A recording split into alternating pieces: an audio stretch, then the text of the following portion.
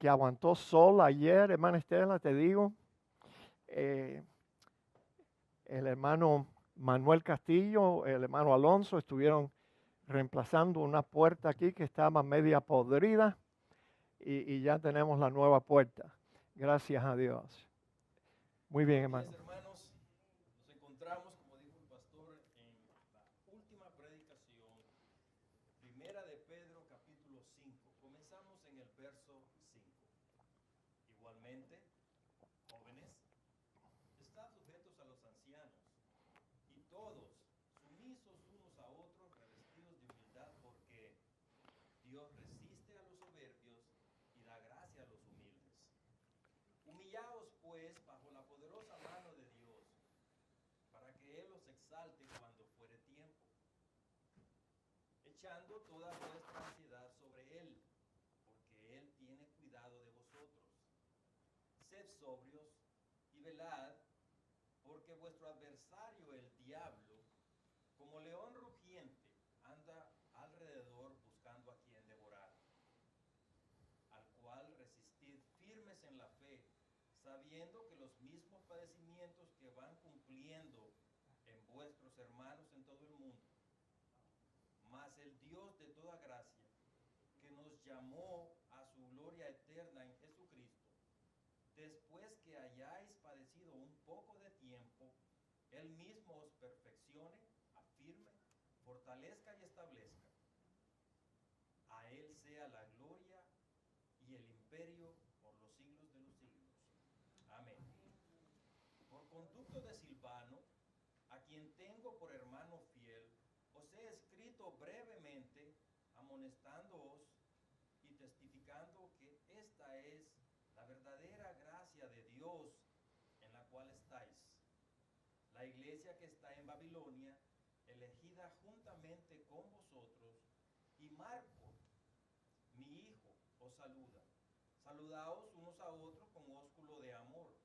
Paz sea a todos vosotros los que estáis en Jesucristo. Amén, amén. Gracias, hermano. Padre Santo, te damos gracias, Señor, por tenernos aquí sanos y salvos. Y, Señor, en esta mañana queremos orar para que tú nos bendigas con tu presencia y también para que tu Espíritu Santo nos revele estas verdades en este pasaje. Te damos gracias, oh Dios, por la primera epístola de Pedro y todo lo que aprendimos en ella. Y, Señor, te pedimos que aún en este día nos ayudes a captar la mente del apóstol cuando él escribió estas palabras. También, oh Dios, nuestros corazones hoy se unen a todas las familias que perdieron esos seres inocentes y pequeños, Señor, esta semana aquí en Parkland, aquí en Broward County. Pedimos, Señor, que la bendición tuya, tu paz y tu consuelo sea con cada una de esas familias. Por los heridos también oramos, Señor, para que con tu mano y tu voluntad ellos puedan recuperarse de sus heridas. Y hasta oramos, Señor, por ese joven que cometió este horrible crimen. Pedimos, oh Dios, que de alguna forma tu evangelio llegue a él en la cárcel donde él está, para que él reconozca sus pecados, tenga la oportunidad de arrepentirse, Señor, y a él también lo ponemos en tus manos. Bendícenos, Señor, en el nombre de Cristo Jesús. Amén. Tomen asiento, mis amados hermanos. Qué evento más horrible. Qué evento más horrible. Ya ni siquiera podemos tener seguridad cuando enviamos a nuestros hijos a la escuela. Antes se pensaba que, bueno, están en la escuela, están en un lugar seguro, están aprendiendo y van a regresar de la casa esta tarde. Pero jóvenes, ustedes me han oído decir, jóvenes y niños me han oído decir que la muerte no discrimina.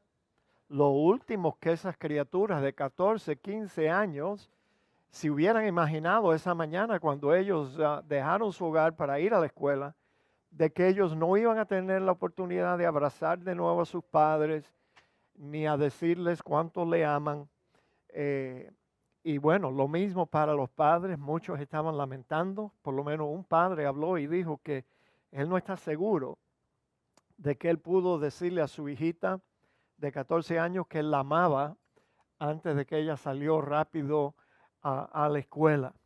Pero mis amados hermanos, nosotros que hemos tenido el privilegio de vivir en estos Estados Unidos desde el año 1962, nos acordamos que en los años 50 y a principios, digo, de los años 60, porque ya a mitad de los años 60, la sociedad comenzó a tomar un giro horrible con la liberación sexual y las drogas y toda esa bobería que no existía antes. ¿Sabían ustedes que en los años 50 la queja de los maestros cuando tenían que darle una detención a uno de sus alumnos era por mascar chicle en clase? Le daban una detención por mascar chicle en clase, mis amados. En los casos más severos de disciplina en una escuela pública, eran dos muchachos que se iban a los puños. Tú sabes cómo son los varoncitos eso en high school, seguramente peleando sobre una muchacha que los dos estaban interesados y se iban a los puños.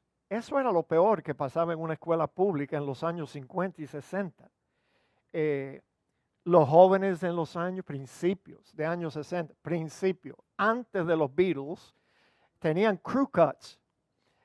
Tú sabes, pelo bien cortico y todo el mundo iba a la escuela bien vestido y bien comportado. Y bueno, yo creo que en aquel entonces, por lo menos en la escuela donde nosotros asistimos, que era un colegio católico, si te portabas mal en clase, te mandaban al football coach, a la oficina del football coach.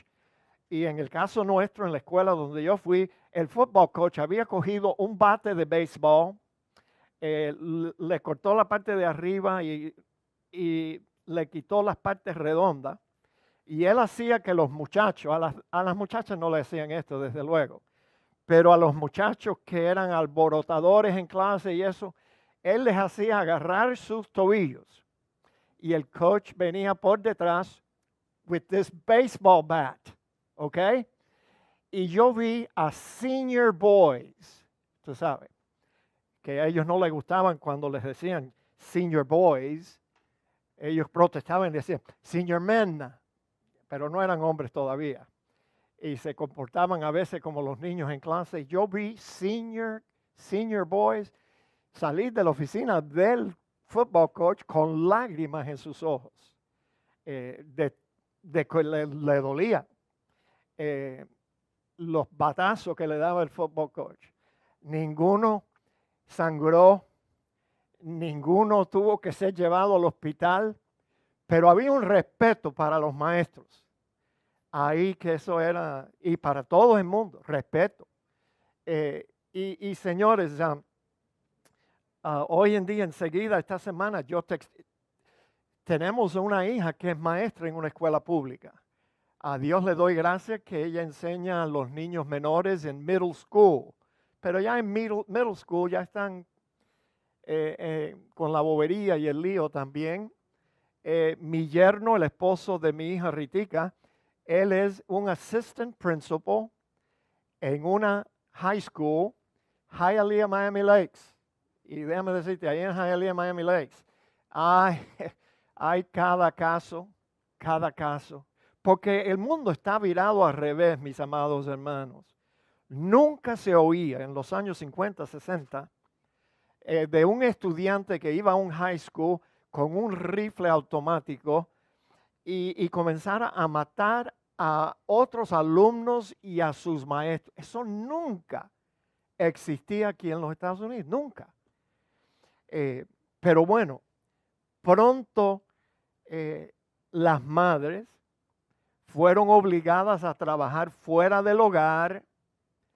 No es culpa de ellas, pero acuérdense, la hermana Rita trabaja y gracias a Dios nos ayuda y aporta con su sueldo a las necesidades de nuestro hogar, pero las madres fueron obligadas. Antes no era así. La mayoría de las madres se quedaban en casa y tenían la tarea superior de entrenar a sus hijos, disciplinarlos, cuidar bien el hogar y esperar que el esposo llegara a casa en la tarde. Así era antes, pero bueno, todo eso cambió. Lo que tenemos hoy en día es la destrucción de la familia nuclear. Y usted no va a oír acerca de esto en CNN, ni MSNBC, mucho menos, ni en ABC, NBC. ¿Cuál es la otra? Fake news.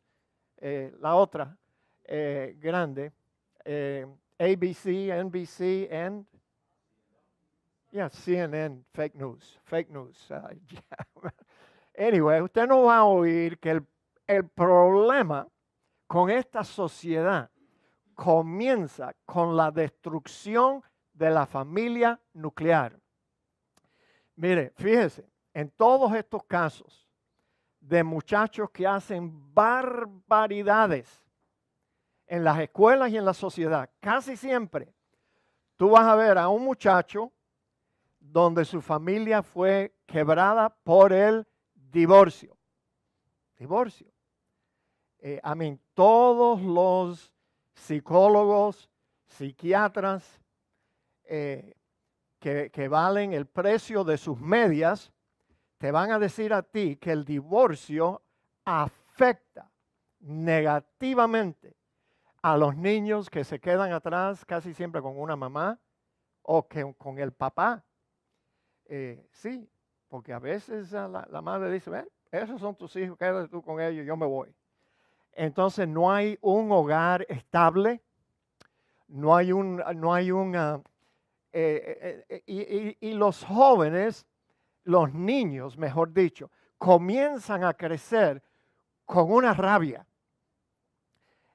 contra sus padres por haberlos puestos a ellos en esa situación donde tienen que crecer muchas veces en un estado de pobreza, no siempre, pero muchas veces. Y entonces ellos crecen con una ira por dentro, que ellos van a buscar con quién desquitársela. Y casi siempre empiezan a desquitársela con la persona que se quedó en el hogar con ellos, la madre o el padre, cualquiera de los dos. Entonces, en el caso de aquí de Fort Lauderdale esta semana, ese muchacho estaba pidiendo ayuda hasta por señas, pero nadie le hizo caso. Nadie, ni siquiera el FBI, porque el FBI ha estado demasiado ocupado buscando for the Russian collusion, que no existió, fue un invento. Y entonces hasta 2 veces el FBI fue llamado acerca de este joven. Aquí va a haber un problema. Investiguen ustedes eso porque este muchacho está diciendo en social media que él quiere ser un disparador de escuela profesional. Y en efecto eso fue lo que él hizo. Y lo único que ese muchacho estaba buscando era la atención que nunca recibió, probablemente en el hogar donde él tuvo que crecer. Un hijo adoptado que perdió a su padre a los 4 años, su padre adoptivo a los 4 años y la madre murió hace poco. Tú sabes, ese muchacho estaba buscando que alguien se diera cuenta del dolor que él llevaba por dentro. Y entonces no logró que alguien se diera cuenta y le diera la ayuda y el amor que él necesitaba hasta que no cometió ese grave error, que probablemente lo van a condenar, y bien que sí, a la muerte por lo que él hizo. Sí, tú sabes, Dios perdona, pero no hay forma de perdonar eso, lo que él hizo. La pena capital está ahí, puesta por Dios, eso no fue invento de hombres, para que los demás teman. Y bueno, la sociedad necesita un buen ejemplo de eso. tú sabes, de la pena capital por hacer una barbaridad así, matar a 17 niños y maestros inocentes. Fue algo horrible, mis amados. En el año 1963, porque ya para los mediados de 60s, la cosa empezó a desbaratarse. En el año 1963, en esta nación, eliminaron la oración en las escuelas públicas, que antes se comenzaba el día en la escuela pública con una oración en the Pledge of Allegiance. ¿Todavía hacen un Pledge of Allegiance aquí, Kevin? Todavía. más mal que bien, pero me alegro que todavía hacen el Pledge of Allegiance. Pero tú sabes, esa fue una demanda legal de una mujer atea, que ella dijo que tenían que quitar la oración en las escuelas públicas porque eso era un infringement que no estaba de acuerdo a la Constitución, la separación de la religión y el Estado. Y ganó el caso.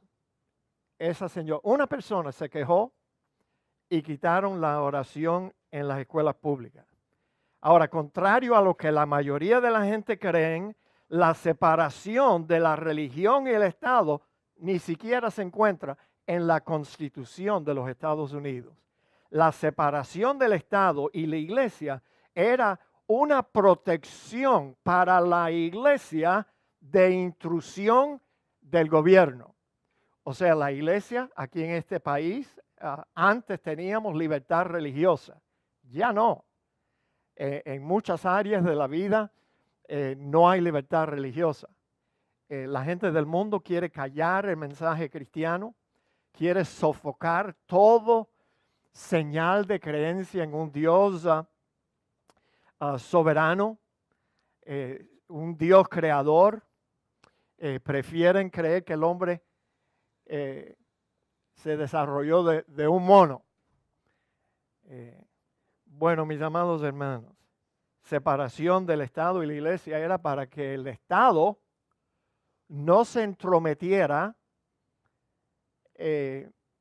con la función de la iglesia, la misión de la iglesia de influenciar con el evangelio y la verdad de Dios a la sociedad.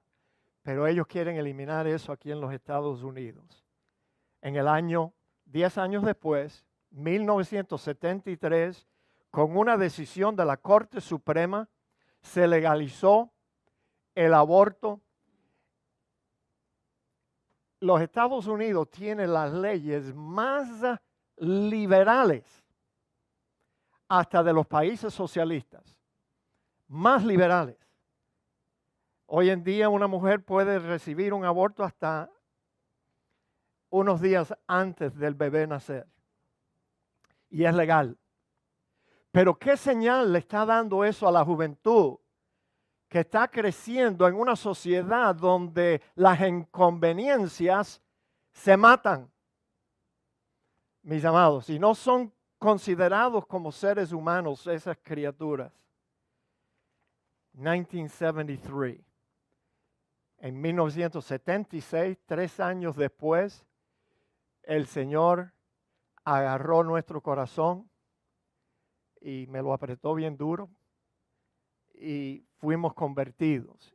Y enseguida yo me uní a un grupo cristiano y antes íbamos de iglesia en iglesia dando explicaciones claras, con vistas de lo que el aborto hace, lo que el aborto es y cómo Dios está en contra de el aborto, en contra. Y nosotros debemos estar en contra también.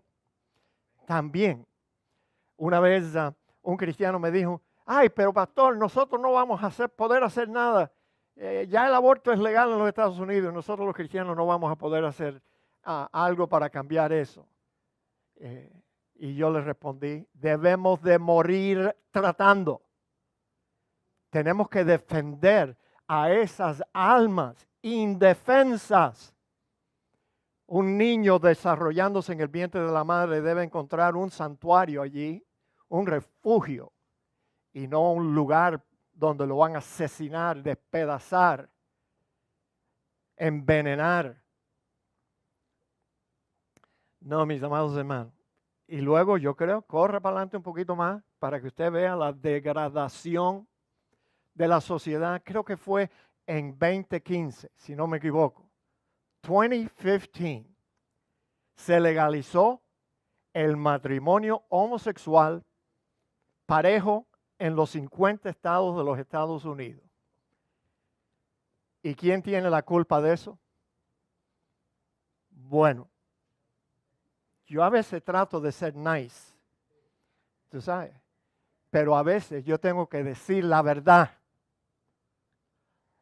La razón por la cual hoy en día le vamos a dejar una sociedad a nuestros hijos y nietos creyendo que el homosexualismo es legal, es normal, es solo una alternativa. La culpa de eso la tienen los cristianos que votaron por Barack Hussein Obama.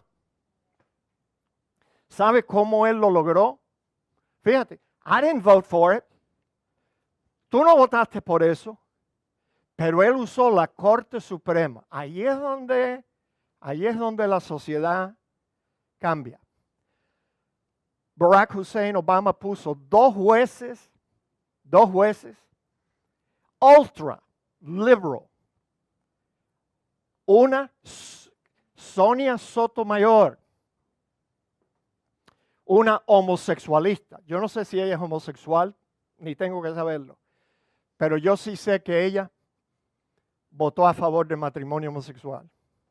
Y luego la otra, que Barack Hussein Obama, esa sí era una homosexual militante, Elena Kagan. Con esos dos jueces en la Corte Suprema, se cambió la institución sagrada del matrimonio que había existido desde el jardín del Edén para adelante. La unión entre un hombre y una mujer. Nosotros dejamos que eso cambiara. With Barack Hussein Obama. Si tú estás contento con eso, date una palmada en el pecho. I voted for him. Date una palmada en el pecho. Pero la sociedad nunca va a ser igual.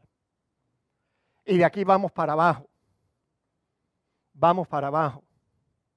¿Qué clase de sociedad le vamos a dejar a nuestros hijos y nietos? Pero luego hablemos de la iglesia, señores. La iglesia en esta época ya no cumple su función como sal y luz de la tierra. No, la luz de la palabra de Dios la hemos escondido debajo de la mesa.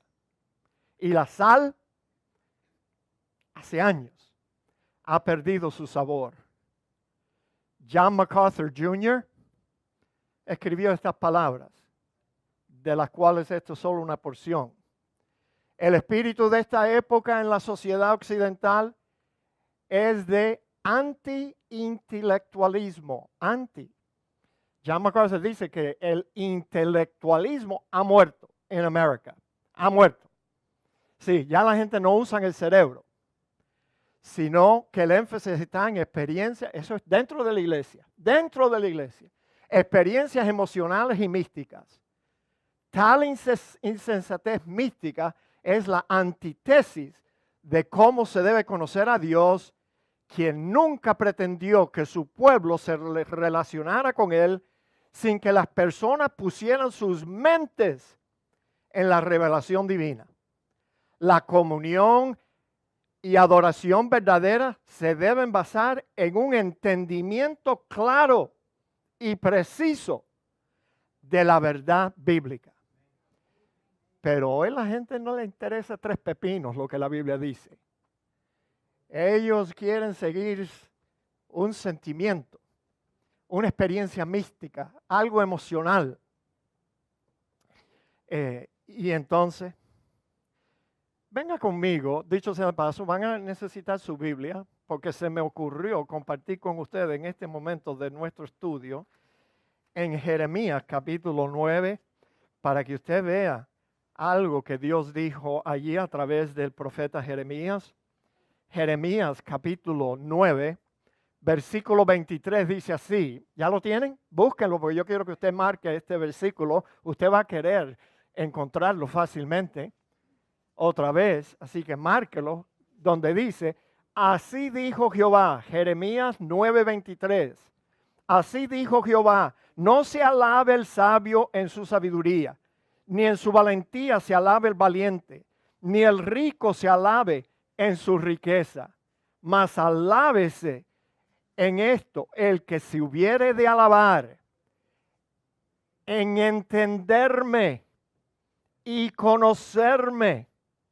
¿Se dan cuenta? No es solo conocer a Dios, entenderlo, tratar de entenderlo, entender la mente de Dios, la sabiduría de Dios. Que yo soy Jehová, que hago misericordia, juicio, justicia en la tierra, porque estas cosas quiero. Punto y aparte, dice Jehová. Así habla un Dios creador que es totalmente soberano sobre su creación. Y Él hace lo que Él quiere. Y no hay quien le diga, ¿por qué tú eres así? ¿Por qué tú haces esto? ¿Por qué tú permites esto? Mis amados hermanos, tenemos que conocer a Dios y la única forma que vamos a conocer y entender a Dios es estudiando la Biblia, la revelación y tratando de ajustar nuestra vida para que esté en armonía con esa sabiduría que Dios reveló en su palabra.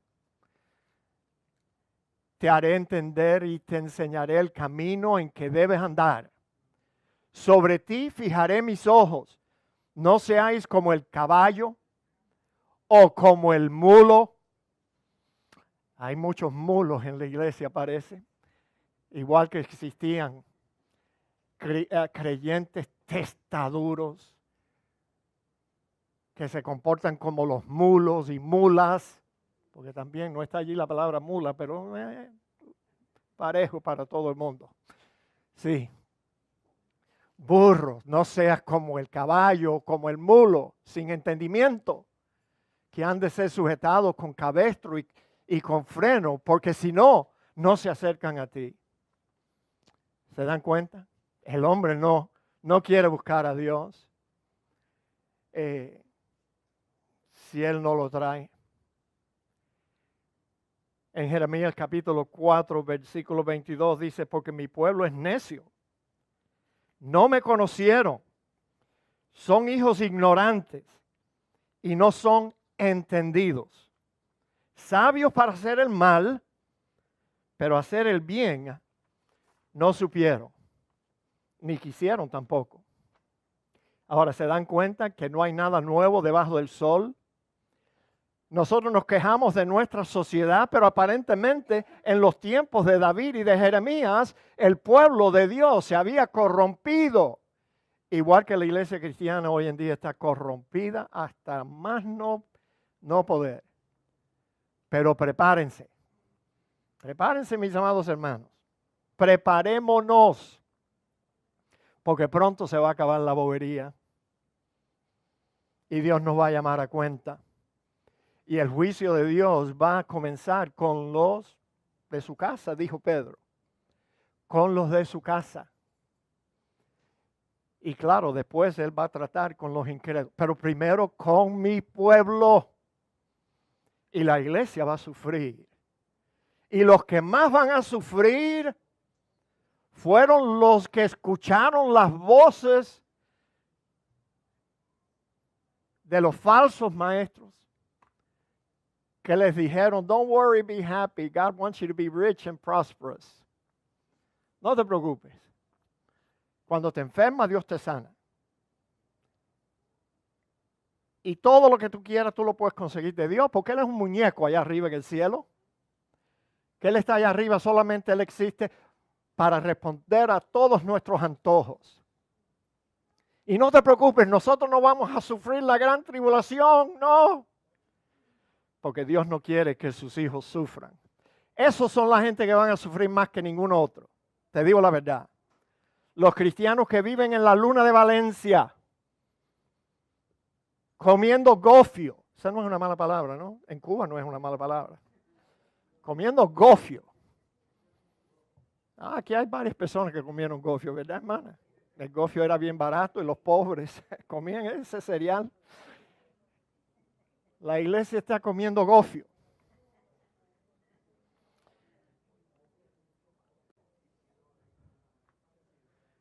No tienen entendimiento.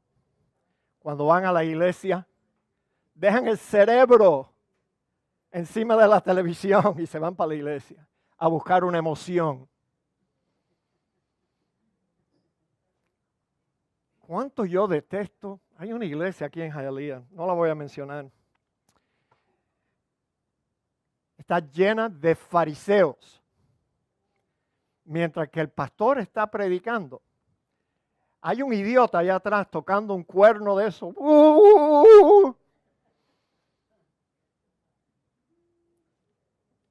Tocando trompeta, porque lo que él busca es que la gente lo miren a él, miren qué espiritual yo soy.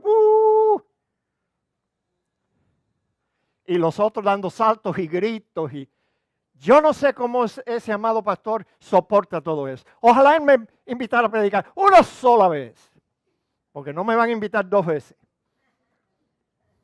Pero yo acabo con toda esa bobería.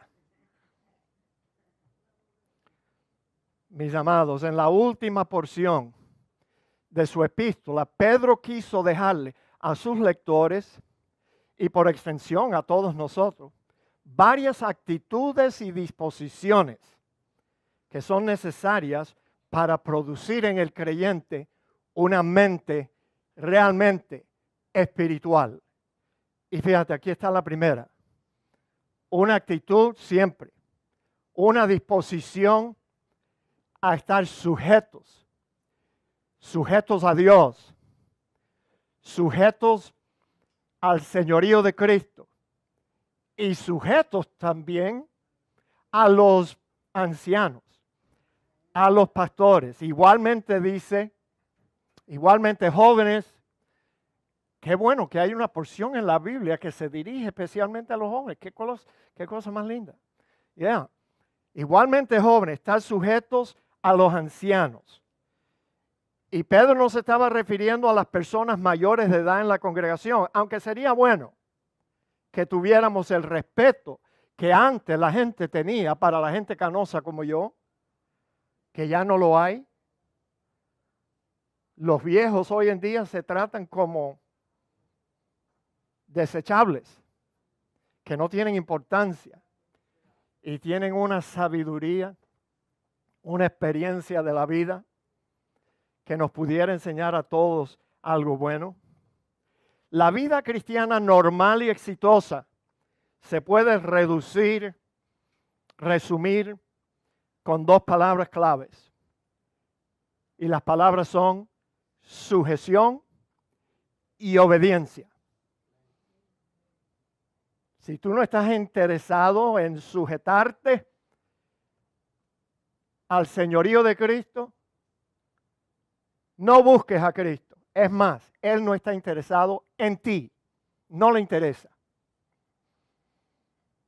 Él busca verdaderos adoradores, personas que ya están hastiados de sus pecados. Quieren arrepentirse. Y quieren encontrar un Dios que no solamente va a perdonar sus pecados, sino que se los va a quitar.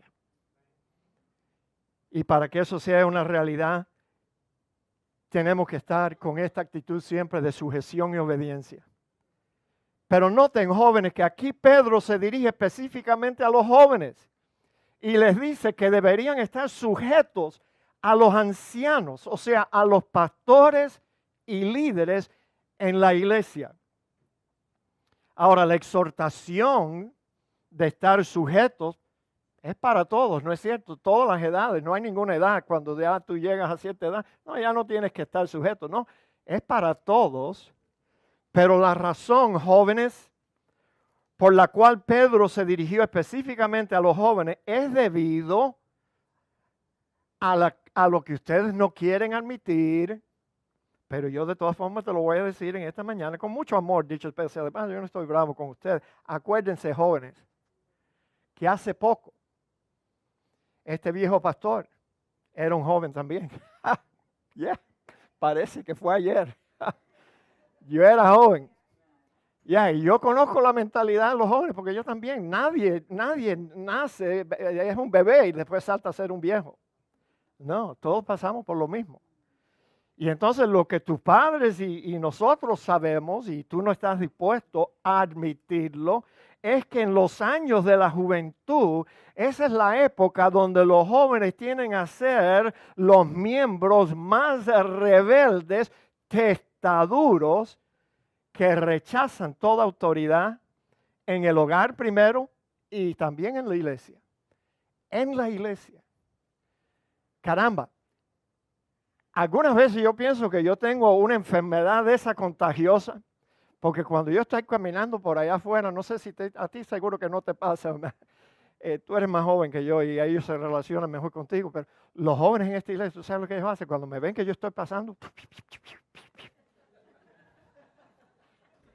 ni me saludan. Usted sabe, no vaya a ser que el pastor me pregunte, ¿cómo está tu vida espiritual?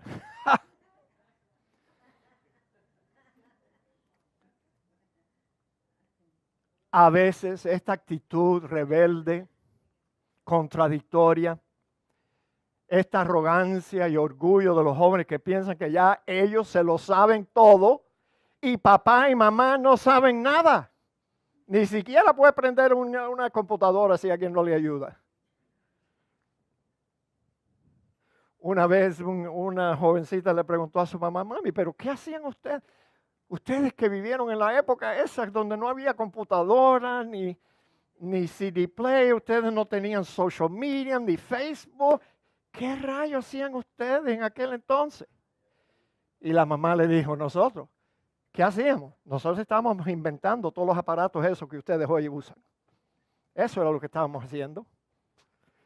Y entonces, mis amados hermanos, esa rebelión en los años de la juventud puede llevar a los jóvenes a cometer errores cuyas consecuencias se tienen que sufrir por el resto de la vida. ¿Tú sabes cuántas mujeres? Y yo no hago mucha consejería matrimonial. Sí, eso es un problema de ser pastor y consejero. Nadie quiere venir al pastor y contarle, pastor, en mi casa lo único que nosotros hacemos es pelear. No, porque el pastor me ve mi cara todos los días, todos los domingos. Yo quiero que él piense que nosotros somos un matrimonio feliz y perfecto. Pero tú sabes cuántas mujeres me han dicho a mí esto. Fíjate, me han dicho, cuánto yo lamento no haber escuchado a mi mamá cuando ella me decía, hija, no te cases con ese hombre no es para ti. Pero bueno, no hicieron caso. ¿Qué sabe mamá de todas formas? Bueno, tu mamá sabe mucho, porque tiene mucha más experiencia en la vida que tú. Yo me acuerdo que un día Blanquita, mi hija Blanquita, I love her, tú sabes, como la amo también a los otros dos, pero Blanquita llegó a mi casa un día, ustedes saben cómo son Blanquitas, ustedes que la conocieron, she was real bubbly ese día, sonriendo, como si ella estaba de lo más contenta, me dice, papi, conocí a este joven en FIU esta semana, and he's so nice, papi, me dijo 3 veces, me lo dijo, he's so nice, papi, you need to meet him because he's so nice. Y después me dijo, él no es nada como tú, papá. Él sí sabe cómo tratar bien a una mujer. Ouch. Tú sabes. Yo le dije, mija, ¿por qué tú no le dices a ese Gami que escriba un libro, cómo tratar bien a una mujer, y yo voy a comprar la primera copia? Él me la puede firmar, dedicar a mí. Porque aparentemente me pudiera enseñar a mí muchas cosas. Pasaron solo unos 3 meses, más o menos. Y llega de la escuela mi hija Blanquita de nuevo, pero esta vez en su rostro ella estaba contrariada, estaba enojada, brava. Y yo le dije, baby, ¿qué te pasa? Blanca sigue siendo my baby, tú sabes, she's my baby. Baby, ¿qué te pasa? Y ella me dijo, papi, Gami es igualito a ti. Y yo se lo dije hoy, yo le dije, Gami, tú eres igualito a mi papá. Bueno, mi suegra me dice que la sabiduría de mi suegra, 95 años va a cumplir el mes que viene. Mi suegra es de la opinión que todos los hombres son iguales. Entonces el hombre que no se parecía nada a mí, ahora es igualito a mí. Qué bueno, ¿eh? Bueno, mis amados hermanos, mi versículo preferido de la Biblia. Obedecer a vuestros pastores y sujetarnos a ellos, porque ellos velan por vuestras almas como quienes han de dar cuenta. Y déjeme decirle, parece que yo estoy maltratando hoy a los jóvenes, pero ¿sabe qué? Hay mujeres ya adultas que tampoco le hacen caso a este servidor. Yes, Señor. Sí, ya. Óyeme. No te cases con un hombre incrédulo. ¿Qué sabe el viejo este? Otra actitud que produce una mente espiritual es la humildad. Y todos sumisos unos a otros, revestidos de humildad, porque no la teníamos, tenemos que revestirnos. Porque Dios resiste a los soberbios y da gracia a los humildes. Humillaos también, pues la poderosa mano de Dios para que Él los exalte, cuando Él quiera, cuando fuere tiempo, pase lo que pase. Nuestra actitud de humildad debe ser dirigida hacia todos y especialmente hacia Dios. La humildad, yo leí un libro una vez, el primer libro cristiano que yo leí después de convertirme, el autor, Andrew Murray, escribió un libro, lo tituló La humildad, la perla de la santidad. Y parece que Dios sabía que yo necesitaba leer un libro así al comienzo de mi vida cristiana, porque humilde, eso era lo último, lo que más me faltaba. Pero ese libro comenzó a explicarme, todavía Dios está luchando conmigo, como bien ustedes lo saben, la humildad. Ahora el Señor le dio una lección a Pedro y a los demás discípulos. El pasaje no tenemos tiempo de leerlo, pero ustedes conocen la historia bien. En la última cena, después de que terminaron cenando, el Señor se quitó su manto y se ciñó con una toalla y comenzó a lavar los pies de los discípulos. Y Pedro, ¿se acuerdan? Pedro, el que siempre hablaba sin pensar. Pedro no era el más humilde aquí de los discípulos, sino que él quería sobresalir sobre los demás. Oh, no, Señor, tú no me vas a lavar a mí los pies. You gotta be kidding. No, not me. Estos bobos sí, pero yo no. A mí no. Y el Señor le dijo, si no te lavo los pies, no tendrás parte conmigo. Cambió la cosa. Ah, no, Señor, entonces dame un baño de pie a cabeza. Y entonces, después que hubo lavado los pies de sus discípulos, menos Judas, ya Judas se había ido, tomó su manto, volvió a la mesa y les dijo, ¿sabéis lo que os he hecho? Vosotros me llamáis maestro y señor y decís bien porque lo soy. Pues si yo, el Señor y Maestro, he lavado vuestros pies, vosotros también debéis lavaros los pies los unos a los otros, porque ejemplo os he dado para que como yo os he hecho, vosotros también hagáis. Mis amados, el Señor aquí no estaba dando una nueva ordenanza para la iglesia, como algunos cristianos lo entienden y practican el lavado de pie. No, eso es simbólico. El Señor le estaba dando una lección en la humildad y no hay mejor pasaje en el Nuevo Testamento para comprender lo que la humildad es que este aquí, en Filipenses 2, 3 al 8. Nada hagáis por contienda o por vanagloria, antes bien con humildad, estimando cada uno a los demás como superiores a él mismo. Eso es lo que hace un creyente con una disposición de ser humilde, no mirando cada uno por lo suyo propio, sino cada cual también por lo de los otros.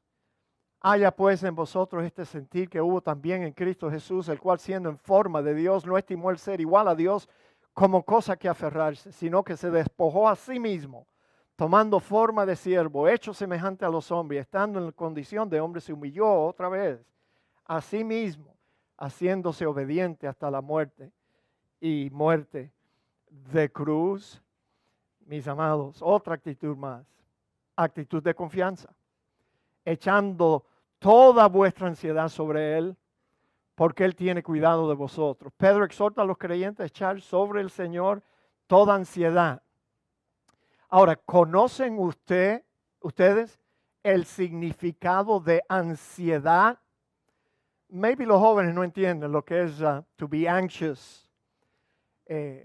La ansiedad es la preocupación, exceso de preocupación sobre asuntos que muchas veces nunca suceden. 75% escribió un autor de las cosas por las cuales nosotros nos preocupamos, nunca suceden. Fíjate.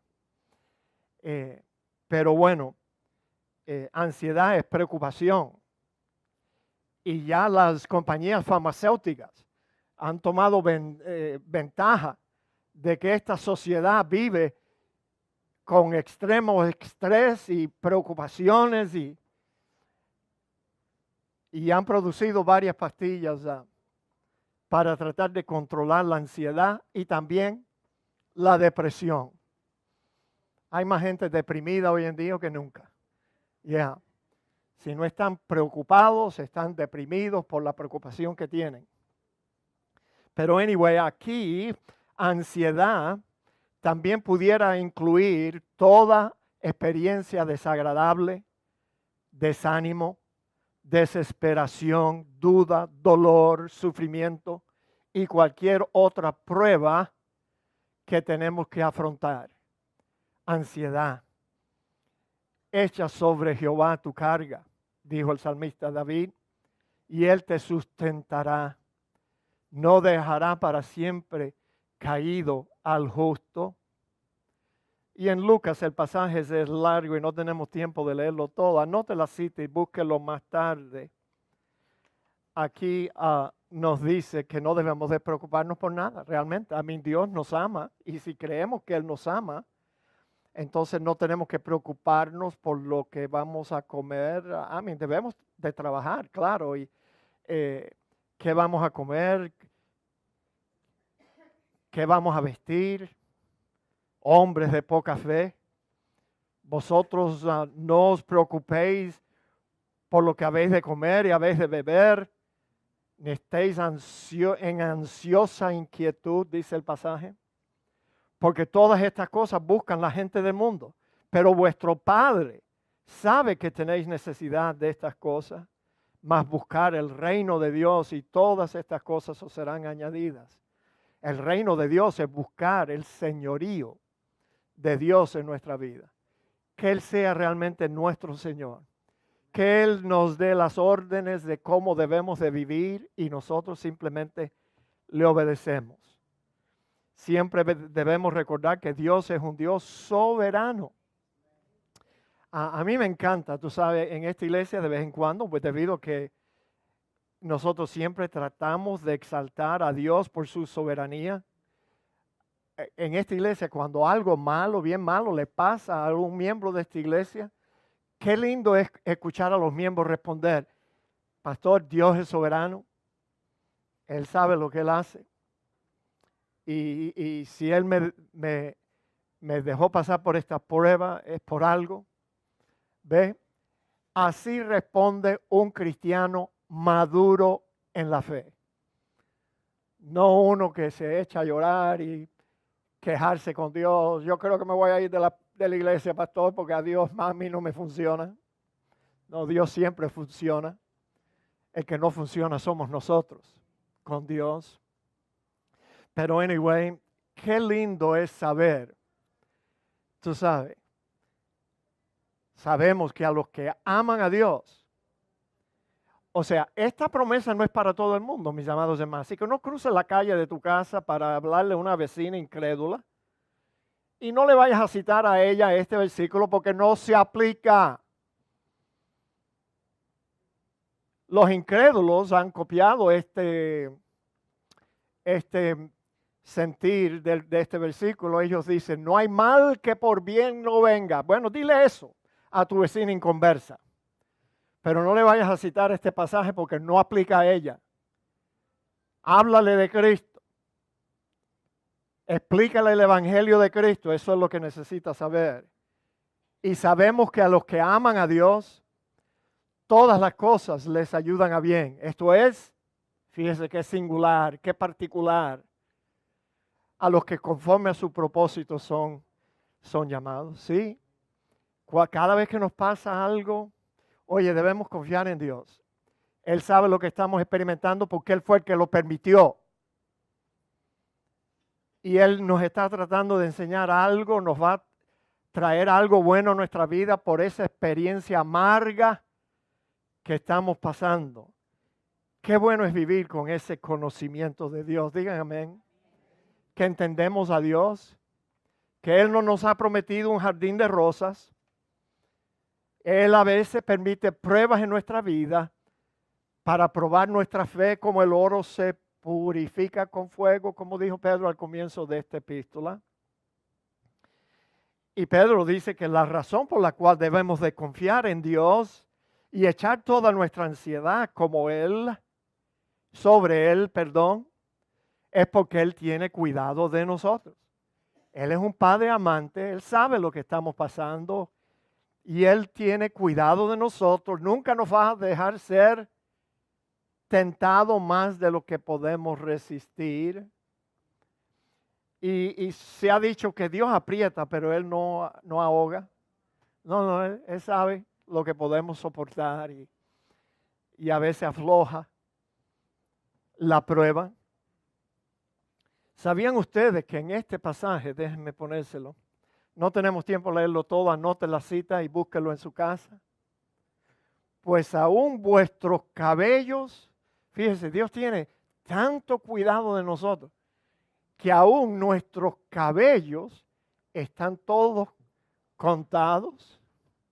Eso no sería un problema para Willie Jr. I think Willie, yo creo que yo pudiera contar tus cabellos, Willie. They're less and less every year. I love you, Willie. No quiero abochornarlo. Sí. Yo tuve un amigo en la iglesia, Bautista Northwest, Eduardo Velázquez, ¿te acuerdas, Rita?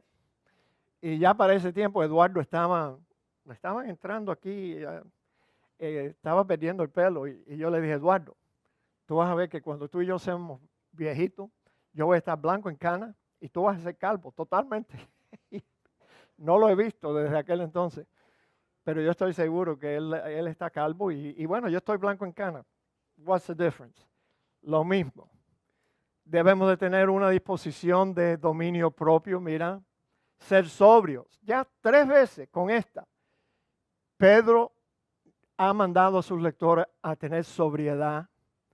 Y si estuviéramos hablando de embriagarse, ser sobrio es lo opuesto, ¿no? No os embraguéis con vinos, sino que debemos de ser sobrios. Pero bueno, aquí en este contexto incluye ordenar y equilibrar asuntos importantes de la vida, lo que requiere la disciplina de mente y de nuestros cuerpos.